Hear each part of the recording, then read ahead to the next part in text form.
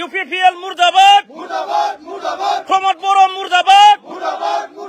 প্রমোদ বড় মুর্দাবাদ UPPL মুর্দাবাদ Go back, go back, go back, go back, go back, go back. Murdabad, Murdabad. Nomination खालामनाय जोङो बेखौ बोजबनानै लानो हायाखै मानो होनोबा बिथांनि 17 बोसोरनि जेनाखि पाप बेखौ 14 चिरां दुवार ओनसोलनि रायजो राजाफ्रा खर'आव रुजुननानै लानो हाया थांनाय 17 बोसोराव बिथाङा जिबायदि जों खामानि मावबाय बिथाङा जोंनि ओनसोलनि रायजो राजाफोरखौ जिबायदि ट्रिटमेन्ट खालामबाय बिनि एगेन्स्टै जोङो जेब्लायबो गसंबोदोंमोन आरो इयुनावबो जों गसंलांबाय थागोन नोंथाङा दा मा थांखि जोंहा प्राक्तन बारग' आफादगिरि 14 चिरां दुवार ब्लक इउपिपिएल नि बिदाव मुसाहारि बिथांबो दङ जोंनि गागि सासे इंटेलेक्चुअल दिनेन सार दङ जोंहा भाइस प्रेसिडेंट दङ सोमनाथ सुवेदी बिथां आरो गोबां दैदेनगिरि बिथांमोन दङ जोङो ज' लोगो नांलायलायनानै मोनसे सिद्धांत फैदों कि जोङो फैबाय थानाय बिटिसि इलेक्शनाव इंडिपेंडेंट हिसाबै जोङो गसंसिगोन आरो फैबाय थानाय 2 तारिखाव जोङो नमिनेशन होनो थाखाय साखाफारा जादों नोंथांजों लोगोसे इउपिपिएल नि मावथिफ्रा बेसेबांसो रिजन दिनै जोंहा इउपिपिएल 14 चिरां दुवार ब्लक नि आफादगिरिजों लोगोसे 14 चिरां दुवार ब्लक इउपिपिएल नि यूथ नि जेनेरेल सेक्रेटारि सानैजों लोगोसे आरो माखासे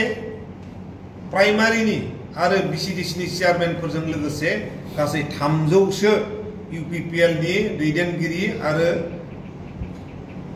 वार्कार बिथांमोनहा रिजाइन होबाय आरो फैबाय थानाय समाव बिसिबां बुथ दङ बे बुथनि बांसिनखिनि नेता दैदेनगिरि आरो मेम्बार्सफ्रा रिजाइन होनो थांगासिनो दङ दा बेखौनो जोङो गनायनानै लानो हायाखै जाय बिथांखौ जोङो जोंनि रायजो राजा बिथांमोनहा